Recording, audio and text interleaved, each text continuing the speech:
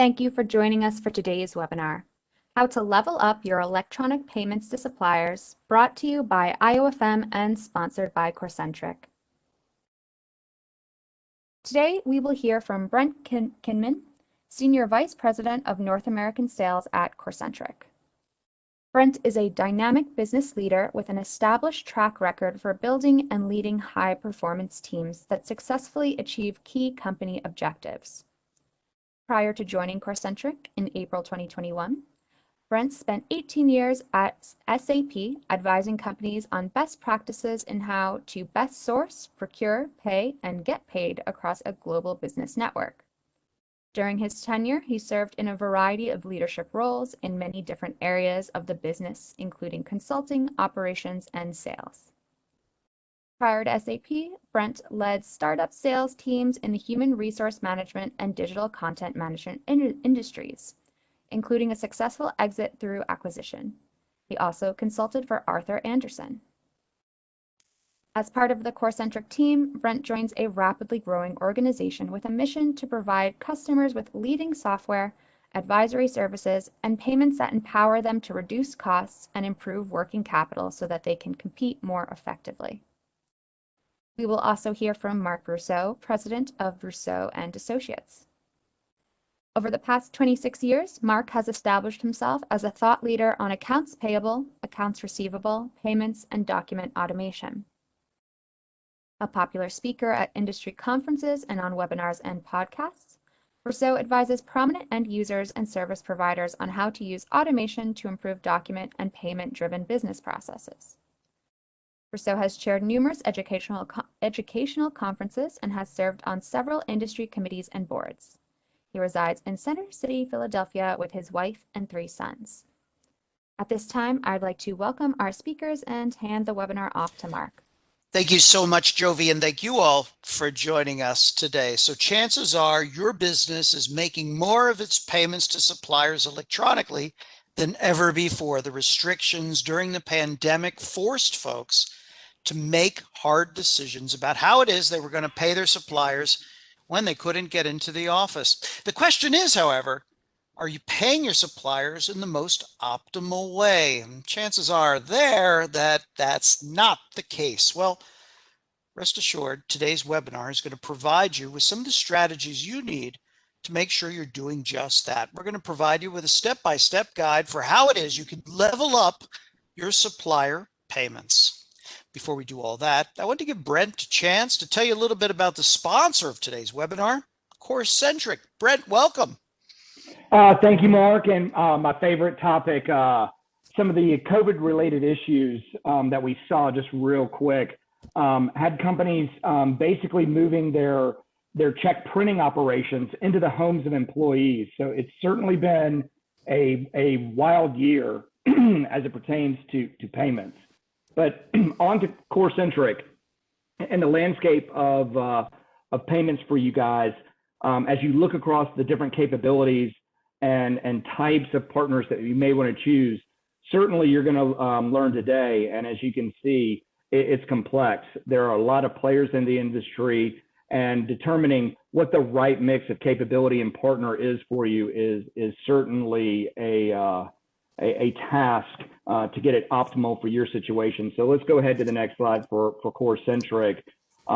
We are a value-added capability provider in the source-to-pay, payments, and order-to-cash area of supply chain.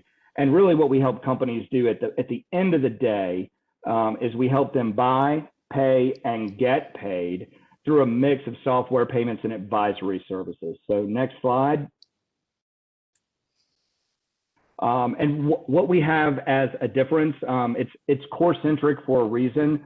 Payments is our core because the financial flow in any transaction is the, if you will, culminating event in B2B commerce. And so we're services focused on understanding our clients' intended business outcomes, what they're trying to achieve from an overall business perspective, and then how the mix of payments, working capital, transaction management, and receivables can contribute to those goals. So next slide. All right, Mark, it looks like we have our first poll question. Indeed, we do.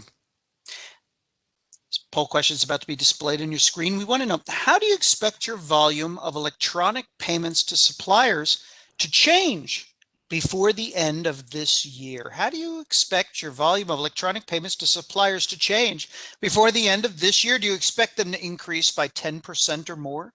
Do you expect them to increase by 1% to 9%? Do you expect you'll see no change in the volume of electronic payments to suppliers before the end of the year? Do you expect them to decrease between 1 to 9%, or do you expect them to decrease by 10% or more? Take a moment to respond to the poll question now displayed on your screen. We'll discuss the results in just a moment. So Brent, how much progress have businesses made in electronifying their payments to suppliers over the past year and a half? Well, you know, I mean, COVID really accelerated it. So as necessity being the mother of invention, for those organizations that were predominantly on the check payment method, they realized they had to make a change. And I know that you and I have discussed this. We kind of have an inkling as to what the answer is going to be, but it looks like the time is up and we're all going to find out together what the audience says. What's been the biggest driver so far of the electronification of payments? Has it been just the simple expediency's sake? Or is there something strategic underlying all this, Brent?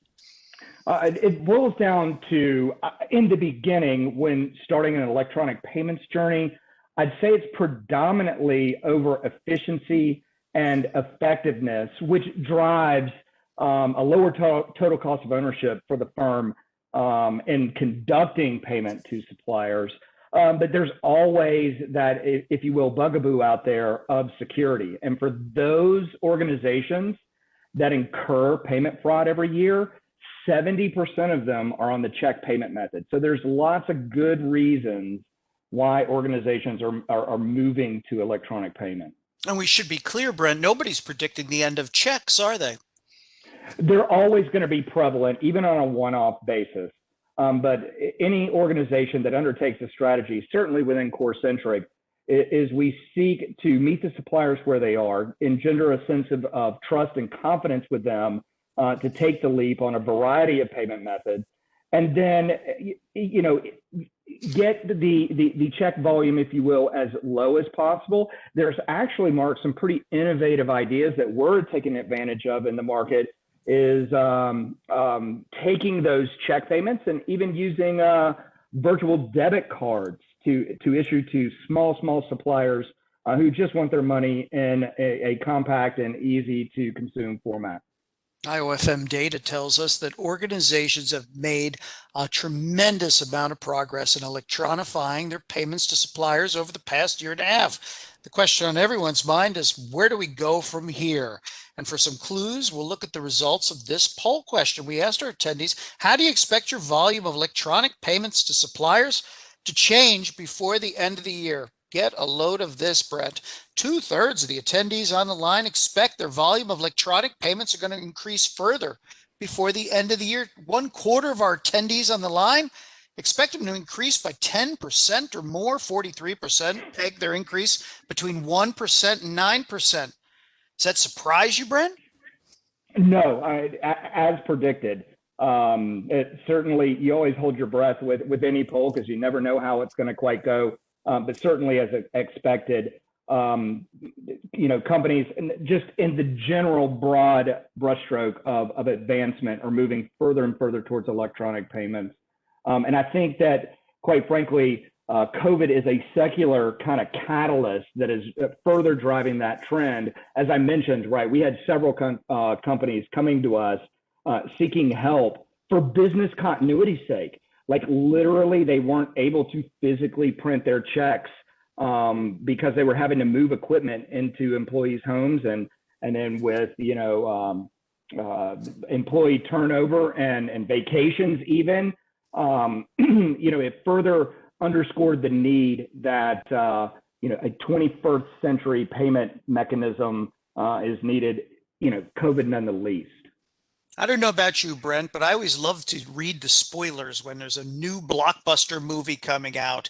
And let's get one on the table right now. What's the single biggest piece of advice you would give to these 2/3 of the folks on the line today that are looking to increase their percentage electronic payments by the end of the year? What's the most important thing you want them to remember today? I would say it's really two things. Number one, and this one's obvious, but sometimes gets missed. It's engendering the sense of confidence in your supply base. Remember, your electronic payment strategy is only going to be as successful as the number of suppliers that choose to join it. Just don't let it, I know that's obvious, but again and again, I see companies with the second part of their strategy, which I'll get to, is not designing with the supplier in mind. So that's the first thing. Just remember, suppliers are going to determine your success overall.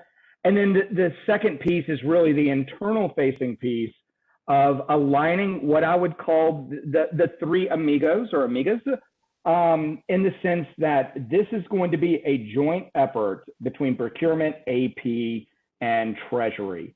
So aligning the different motivations, the scorecards, and getting, that, again, I guess I'll go back to the word alignment of those three is essential then to allow you to present a unified face to your supply community, again, to engender that sense of trust and confidence that this is going to be beneficial for them. We know that supplier payments have undergone radical change in the past year and a half.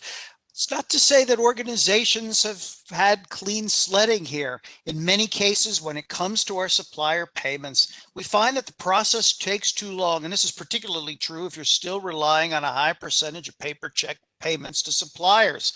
Lots of manual processes. You got to track down approvers, print checks, stuff them in envelopes, and somehow get them to the mailbox. And all of this, of course, takes a lot longer when people are working from home. What's more, for many organizations are still facing those challenges with supplier resistance, engendering supplier trust, as Brent termed it. Spot on.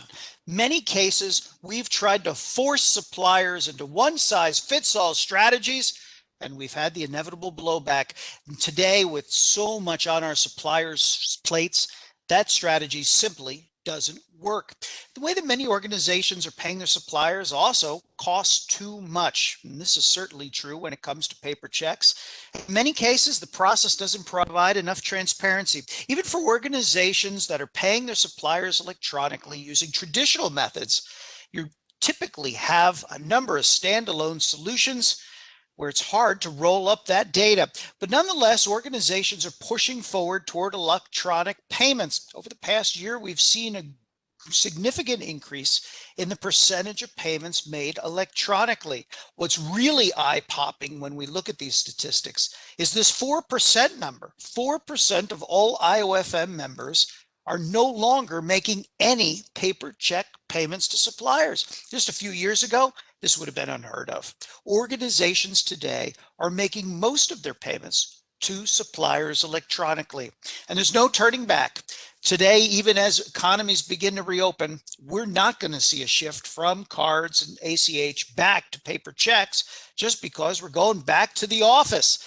Nope, electronic payments automation is accelerating. These are a study that was conducted with other IOFM members, and it found results very similar to those in our poll question today.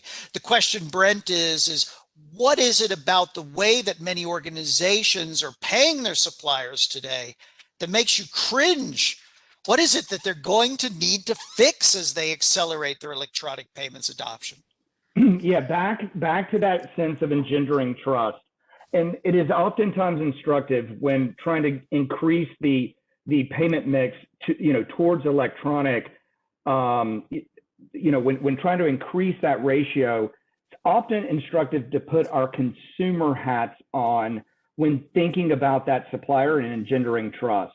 Oftentimes, companies seek to do email campaigns or dial up the supplier to get them to sign up, but they don't have a branded company web portal for the supplier to sign up on, or they give off the impression that it's some sort of, if you will, phishing attack.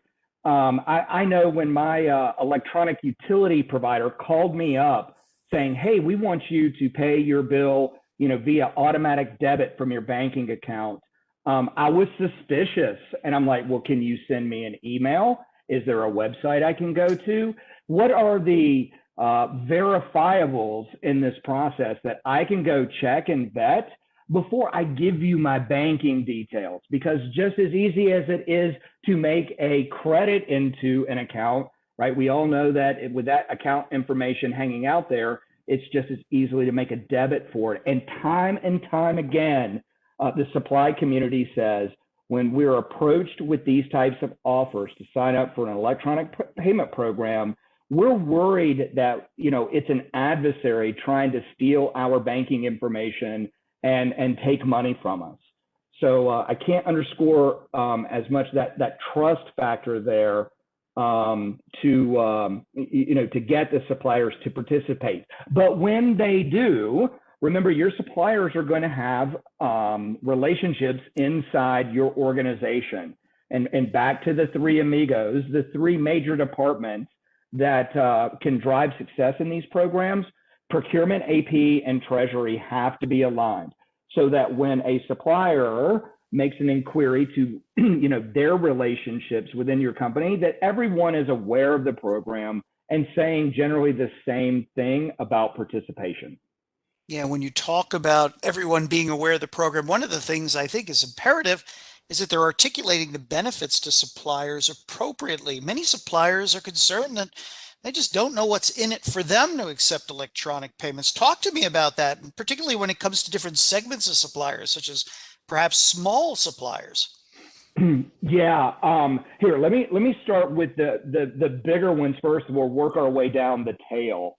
I mean, so for your biggest suppliers, once they understand that it's a company-led initiative and that they can independently vet that, yes, indeed, their customer wants them to participate in such a program, the big benefit for them is going to be along the efficiency realm of the equation, meaning to have visibility into when their payment is coming. And then ironically, even in 2021, with the state of remittance and data transmission along a payment, it is oftentimes for the larger organizations very difficult to figure out what they indeed got paid for. The further down you move down the curve, it's really about, for your smaller suppliers, wanting to be a better supplier to you.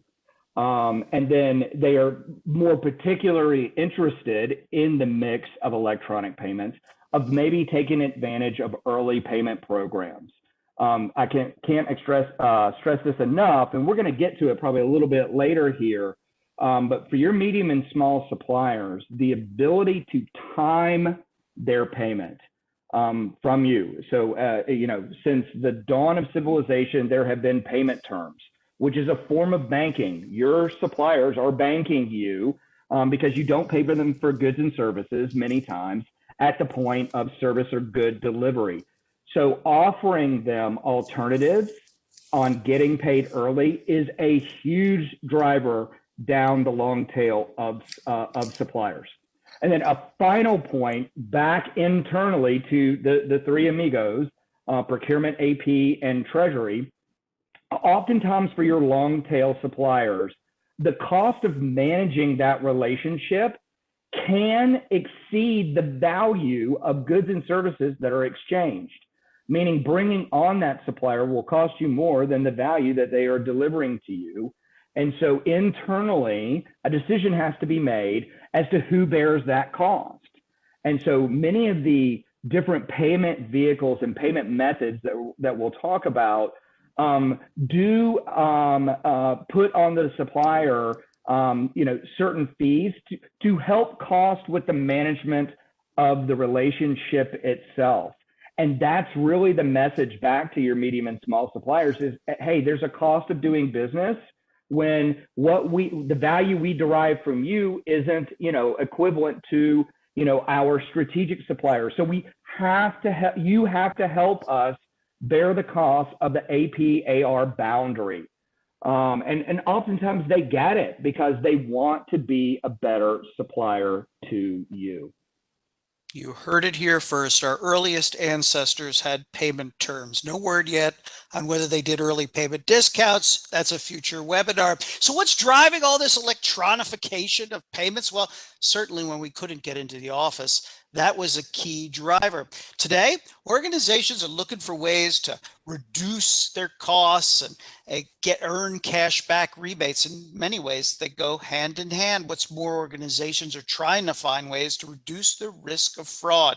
These are the things that excite organizations about paying their suppliers electronically. Put it all together, Brent, and it seems to me that there's a real opportunity here for payments to be a value driver to accounts payable departments. Tell me about that. Yeah, absolutely. So look, all payment value in the B2B context springs from just two wells. It's either payment execution, which is the movement of money and data. And I'm gonna say that one more time because the last part gets lost. It is the movement of money and data that drives efficiency and security. So that's payment execution. Payment timing is just simply what it means. When do you pay? Do you pay on the net term? What is your net term? What is that net term in comparison to others, your competitors?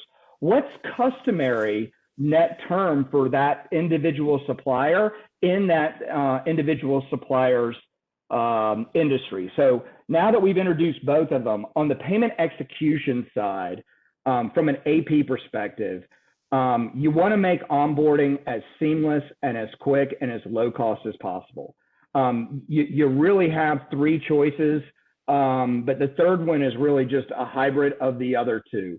So you either have the option of doing it yourself, so you do supplier outreach, you engender that sense of trust and confidence with your supplier, you collect their banking details, you do OFAC, KYC, AML, and all the legal and regulatory checks, along with whatever else you have to verify for your supplier enablement program, or you can basically outsource it. There are obviously advantages to each. Some companies want to hold this function internally. That's totally fine. Others want to outsource it. The outsourcers are very good, Corcentric being one of them, in helping you build a website that is connected to your domain on the web and giving the supplier, independent, verifiable proof points, again, to engender that sense of trust and confidence. But it's going to take some effort, either on behalf of your organization or someone else, to bring all these suppliers on board. Once you get them on board, now it comes down to the data that you can transmit to them as part of the payment process.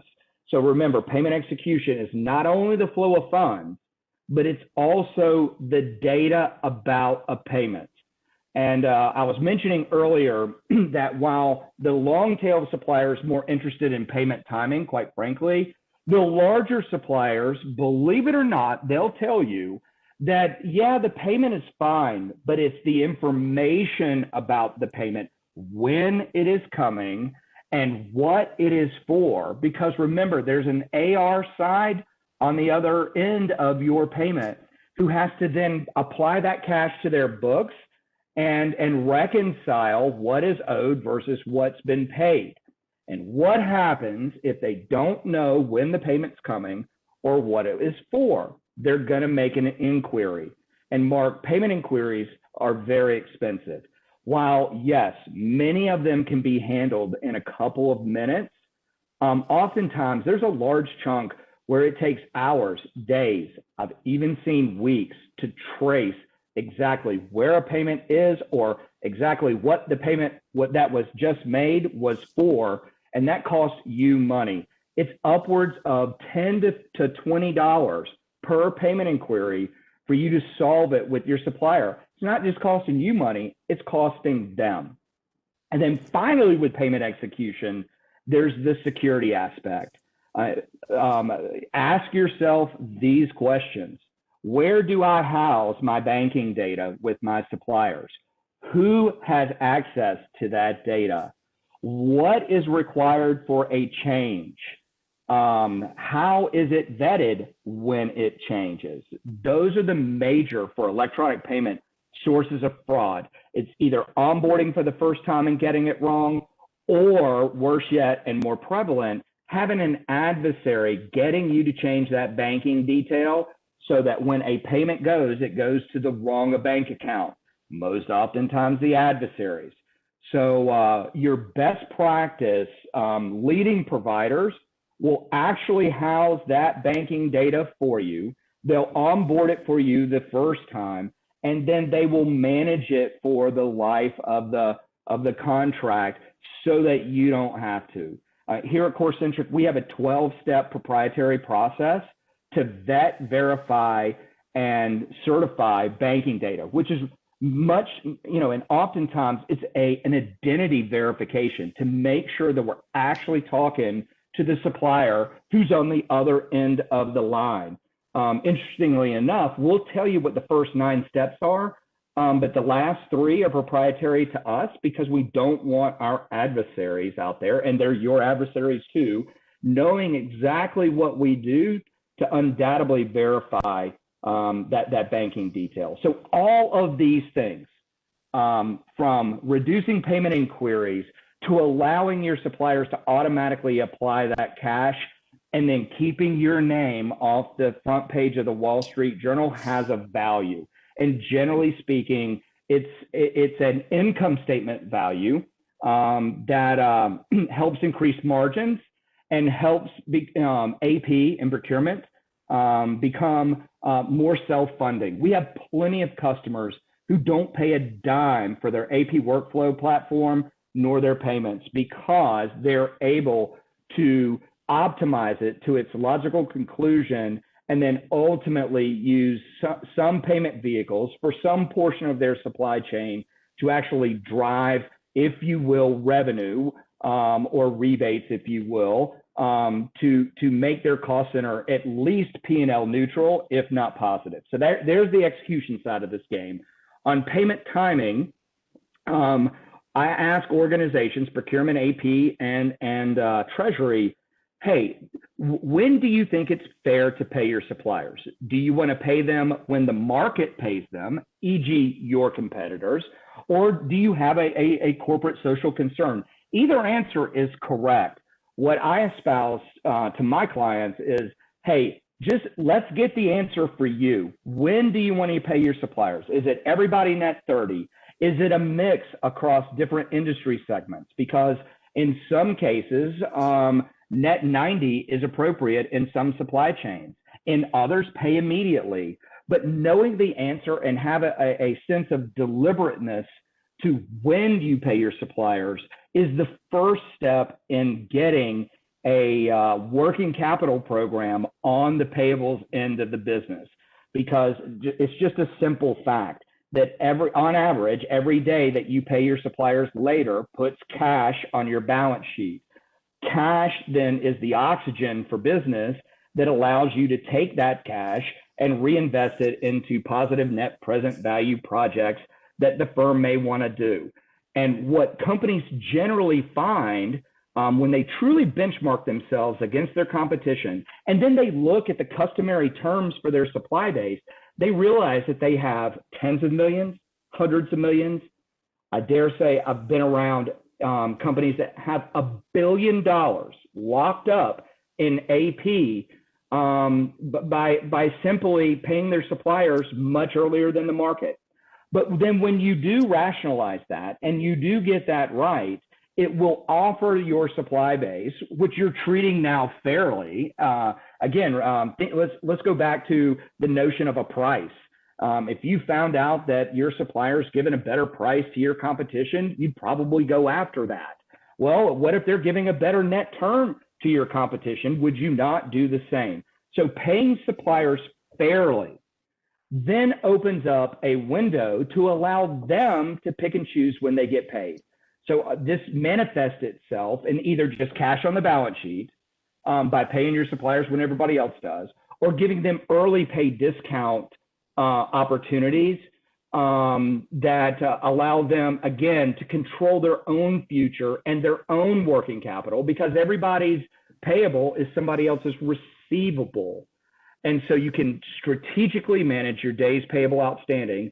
Conversely, with early payment vehicles, your suppliers can strategically manage their days of sales outstanding. And what the net of that is to increase cash flow on both sides. And that's really important, because this is the definition of what I call arbitrage. Simply by timing payment, you can create value on both sides where none existed before. And then back to kind of payment execution and self-funding AP, it allows AP to earn income either through the accretion of cash onto the balance sheet, through dynamic discounting vehicles, or even virtual card rebates. Again, and then the greatest argument, now, Mark, I'll hand you back the floor. When companies optimize this and all of that, early payment discount and card rebates start coming in, hey, who gets it? It's a good argument to have internally as to who gets the benefit, but nonetheless is really emblematic of what an optimized payables and, more importantly, payments program can derive. What percentage of AP departments are actually maximizing the value from their payments to suppliers? All right, I will define that as those companies whose days payable outstanding is in the median of their industry and have 20 to 30% of their payables either on a virtual card or some other early payment capability like dynamic discounting, supply chain finance. There's a host of others out there, but there you go. That's the definition. You're paying at the median for your industry, 30% of your payables on a virtual card, dynamic discounting, supply chain finance, and the others, Mark, it's about 5 to 10% of the companies that I engage with. That sounds like we have a lot of work to do, Brent. So what organizations need to do is they need to level up their payments to suppliers. And to do that, there's really 5 key components: improving the supplier experience, capturing more early payment discounts, optimizing your days payable outstanding, that average amount of time it takes your business to pay its suppliers, driving supplier adoption, and mitigating the risk of fraud. Before we show you how to do that, it brings us to our next poll question, which is about to be displayed on your screen. This time we want to know which of the following elements of an electronic payment strategy is lacking in your organization. Where do you need to do some work? Check all that apply. Do you need to do some work on your supplier experience? Do you need to capture more early payment discounts? Do you need to do a better job at maximizing your days payable outstanding? Do you need to improve your supplier adoption rates? Do you need to find ways to mitigate fraud and compliance risks? Or are you guys doing just fine and none of these areas are particularly lacking? Take a moment to respond to the poll question now displayed on your screen, and we'll discuss the results in just a moment. So when you walk into an AP department, Brent, what's the canary in the coal mine? What is it you're looking for to be the telltale sign that they need some work in terms of maximizing value from the supplier payment? Which of these is the one you're focused on most? Okay, it's going to come in 2 parts, but the first part is the easiest to recognize. I would say 15 to 20% of my clients have reached out to me over fraud mitigation. Chances are it's a smaller community over here in payments land, but we all know who incurs fraud, and so those are the easiest to discern. And it comes back to those best practices. Does the organization need to have a core capability or want to have a core capability of vetting supplier information, both at the first time initially upon onboarding, or when something, heavens forbid, happens where they pay an adversary instead of the supplier they intended to. So that's kind of 20% of the time. Mark, the one that I'm always interested in is, believe it or not, days payable outstanding. It is most oftentimes the most diversive topic, and it's really manifested in a single question. What should our days payable outstanding be? We have 1,000 suppliers. We have 5,000 suppliers. What are the key characteristics of the strategic suppliers, kind of the middle of the road suppliers, and the small suppliers? When should we pay them? And what you will see is different camps. We should pay them as early as possible. Certainly, if it's a deliberate action, we should. Look, supply chains are tight. Working capital was tight in COVID. But having a deliberate strategy for days payable outstanding, when we should pay our suppliers, if you have that as a bedrock, the rest of supplier experience, early pay discounts will take care of themselves. If you have that supplier on a competitive term, they will take either virtual card or early payment discounts at a rate that is predictable. So it's really those two things. Hey, if the house is on fire from fraud, that's the easiest to detect. The most important is getting that working capital from a payables perspective strategy locked.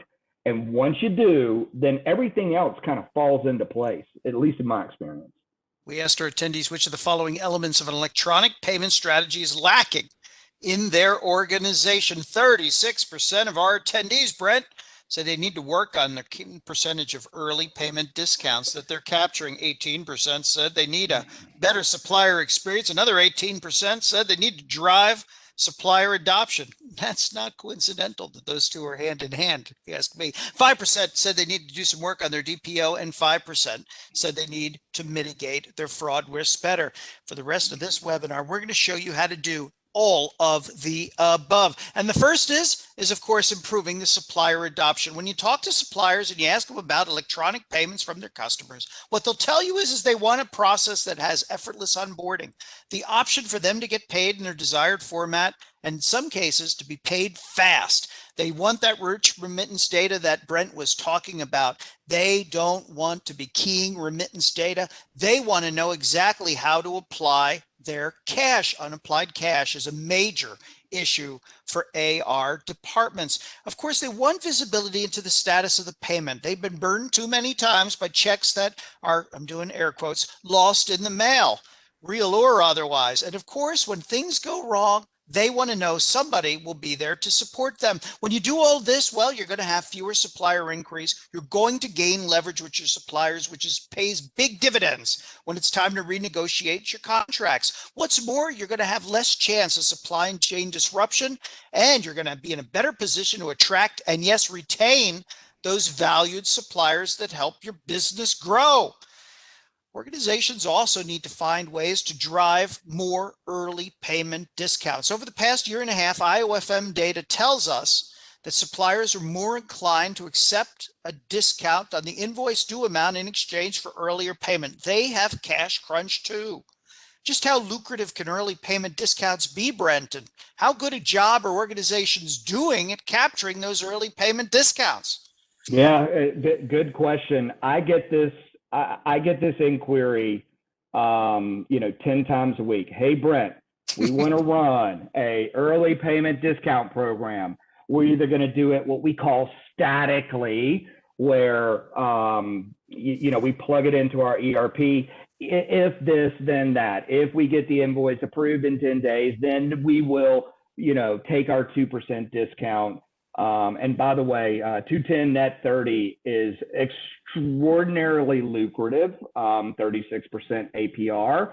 But, and better yet, we can talk about technologies that just, you don't have to mandate that to your supplier. It's like, hey, if you need it this month, take it. If you don't, you don't. Because remember back to 10,000 years ago, when I will gladly pay you tomorrow for a bushel of wheat today as civilization formed. That was the beginning of banking. So just think of this early pay discount programs as a form of banking.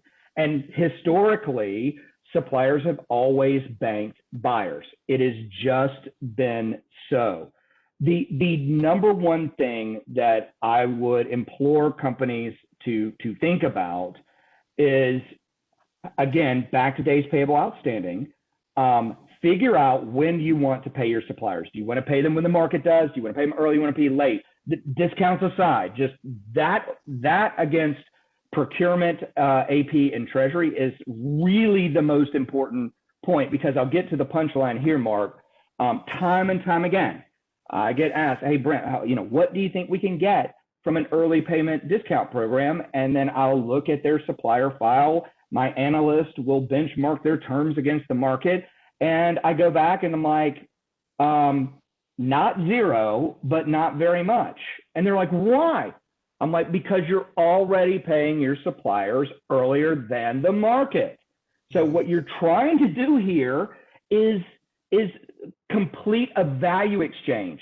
"Hey, supplier, I'm paying you on a fair market term, right? I'm paying you in 60 days because that's when our peers pay you, and that's when your other customers pay you. Now, if you want me to sweeten that, then I'll pay you on day 5 or 10 in return for some, APR, some discount rate that exceeds," and here's kind of another insider view, right? It exceeds our weighted average cost of capital. That's just how much money internally your firm values capital, and it always needs to be above what money costs you. You can't be giving away quote unquote free money.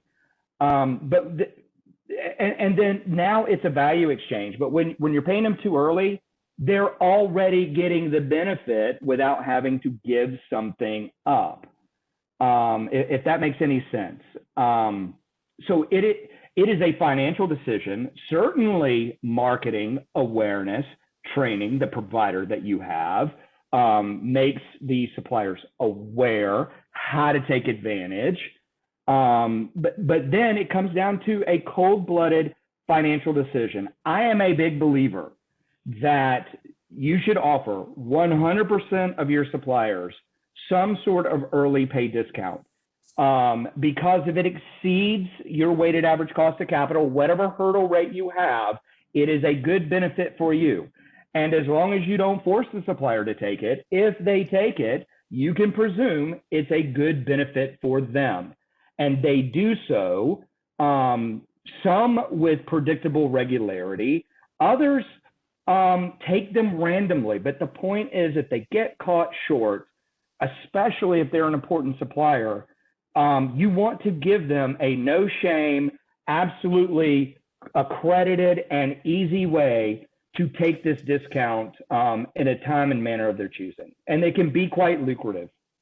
Yeah, and once you have that type of tool in your toolkit, now you can start actually generating that revenue we were talking about out of your payment mix, which we're going to discuss in more detail in just a moment. The second way that organizations can level up their payments to suppliers is by optimizing days payable outstanding. I agree with you, Brent, that this is a tremendous tool for organizations to leverage.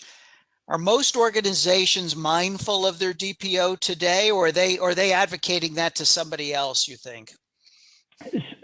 Typically speaking, you have procurement with the urge to pay earlier. And why is that so?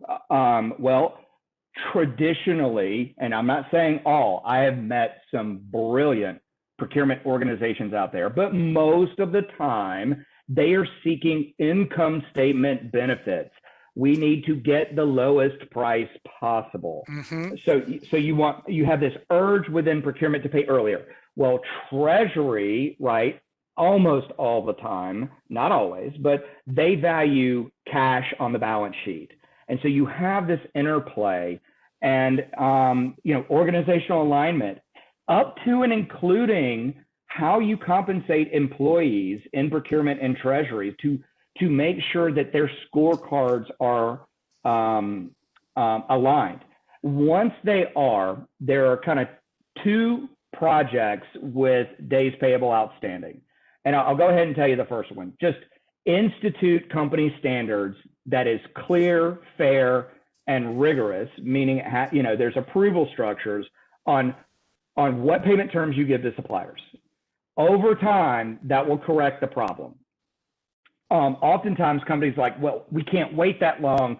we have to do it now. So a provider like Corcentric, we have advisory services that can diagnose on literally facts and data as to when the market is paying your suppliers and when we recommend you too should pay your suppliers. Because once you get that in place, virtual cards, ACH, all of those adoption programs literally get twice the uptake than they normally do, because now suppliers are paying attention to it. They know you're paying them on a fair market term, and they are happy in many cases to get a visible and certain payment method in place with you. In other words, you get the net term right. Nobody wants a check after that, right? They want to know, all right, here's when my payment's coming, and here are all my opportunities to take advantage of early payment discounts. It literally starts to take care of itself. And you know, back to that top point, you know, coordinate efforts with purchasers, getting the program at the source, you know, up at procurement, and having those standards will then allow you to literally get the best of both worlds. You are getting cash on the balance sheet, and you're getting high yield, risk-free returns on your short-term cash, which then can fund AP and procurement or whatever else it is in the organization that needs funding. Every organization understands that electronic payment efforts are for naught if you can't get supplier adoption. And supplier adoption remains an issue for organizations. There's this perception that suppliers just won't accept electronic payments. But that's not completely true, is it, Brent? And what are the best practices for driving supplier adoption? Yeah, well, let's go back to the root, right? Engendering trust and confidence. And let us all let's put our consumer hats on. Your electric company wants you to pay by direct debit. You know, someone is calling you about something. So we need to, you know, when approaching suppliers, believe it or not, we need to put our marketing hat on. What we want to communicate to them is, hey, this is a corporate priority. You know, B, it is legitimate. And how do you do that? You know, through putting branded programs together. We have found great success in creating videos, branded company material, a special hotline that they can verify to call into. Anything that a supplier may need to understand that this isn't someone trying to hack them. This is something that is a corporate priority. And then they'll start to self-select into what area of the program that you need. So here, I'll give you some of the best practices. And I get a chuckle out of this, but I'll go ahead and say it. You need to treat every one of your suppliers the exact same by treating them all differently. It gets a chuckle because, right, it's a conundrum. How do you treat them all the same? By treating them all differently. Just know you got to meet them where they are. You got to gain their trust and get them interested in the program. That's the marketing hat about it. They want to know that their banking details and their validation is secure both the first time and ongoing time. Then you want to seed them with a sense of certainty.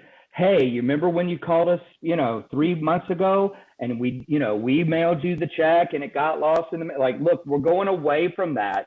You're going to get, you know, visibility. You're going to get your own portal. You're going to be able to see when your payment is coming. And I'm telling you, for a large section of your supply base, they care more about the information about the payment than the payment themselves. Hey, if you've got a big transaction or you got to make payroll on Friday, don't you want the assurity that your payment's coming in on Tuesday? And so it's these different tactics: trust, marketing, then treating them all differently, especially when it comes to diagnosing their pain points. And the pain points will come back to payment execution, meaning you're not transmitting to them the data that they need to be more automated, or it's payment timing. Hey, we'd love to participate if we knew we could get paid earlier at a time and manner of our choosing. Hey, we don't want to accept virtual cards, but you know what? If you gave us the option to take a dynamic discount, what we at Corcentric call VPAX Plus, yeah, I'll do that. And hey, we're short this month. Let's do it.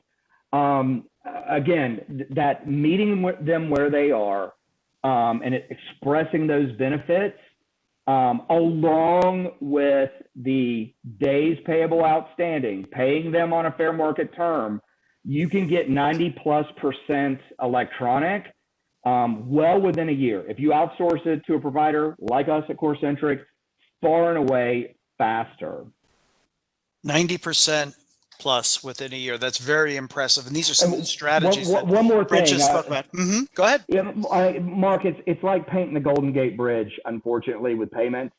I'd love to tell everybody that you can become 100% electronic, but just like painting the Golden Gate Bridge, right? You paint it, and then you got to go back. Once you're done painting one end of it, you got to go back to the place where you first started. Your suppliers are going to turn over, sure, right? Again and again.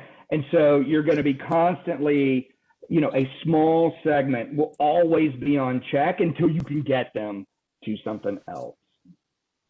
The next, and of course, as you spoke, you want to focus on your long tail indirect spend.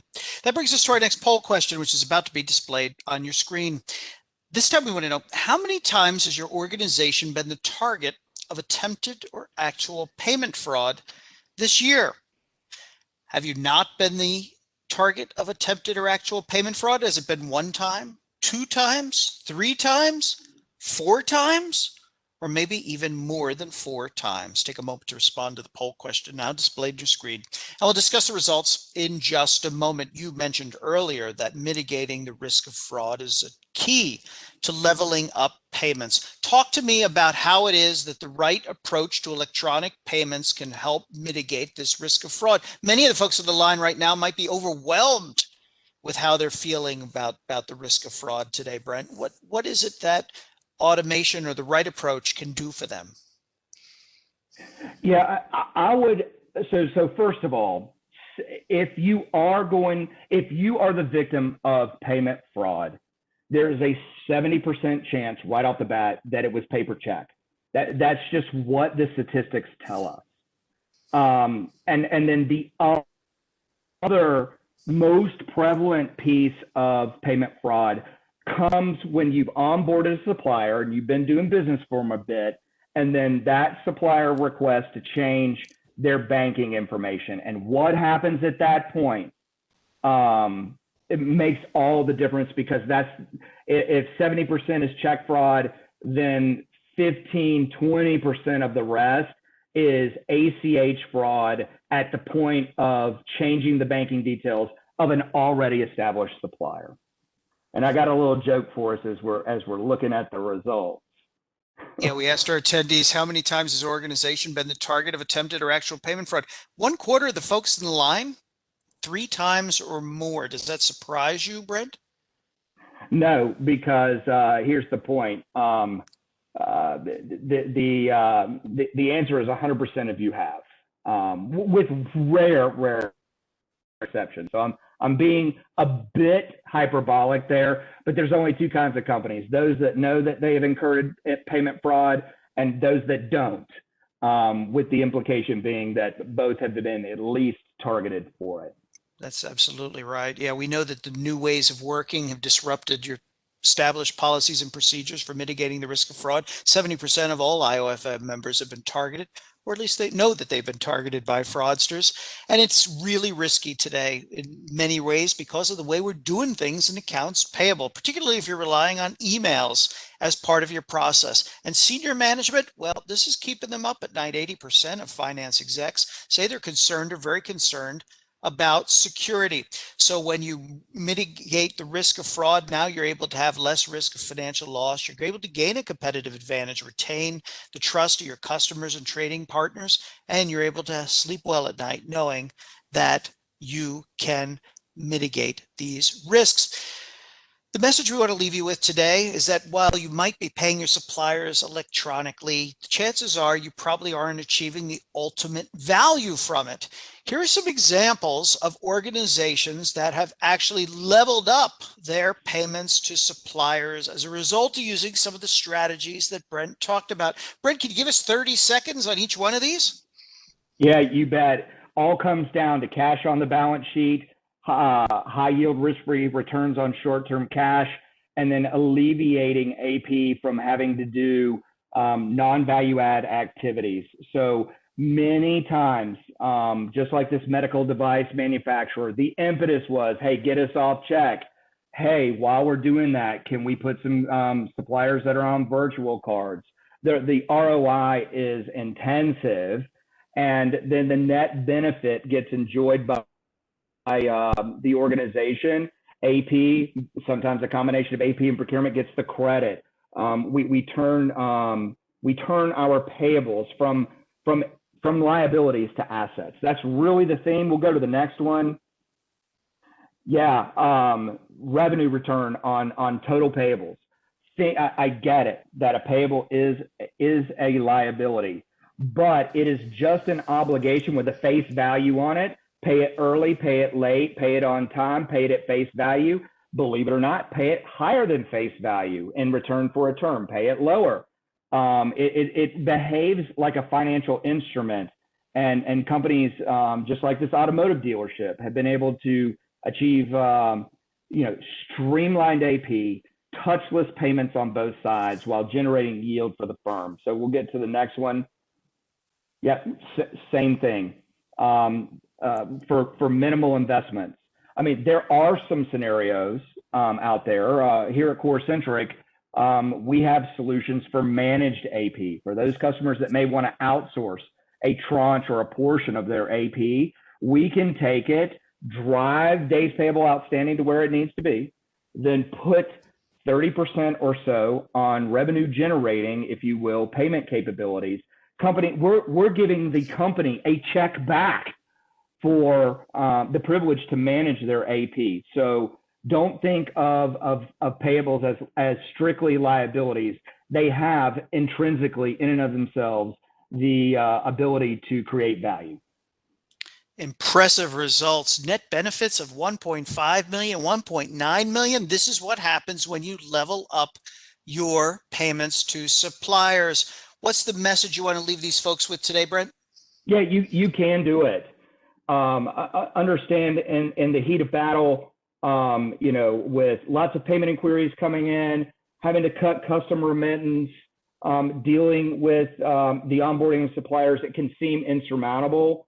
But there are ways to accelerate the process with providers like Corcentric, help you get a strategy internally, and then execute that strategy with managed services so that you don't have to. That's really the message I'd like to leave everybody with today. And that will be our final word. Brent, thanks so much for an excellent presentation and for sharing your wealth of insights with us today. And thank you all for taking time out of your busy days to join us. And with that, I'm going to hand it back to Jovi. Ms. Jovi. Thank you, Mark. That's all the time we have for today's program. Thank you all and have a great day.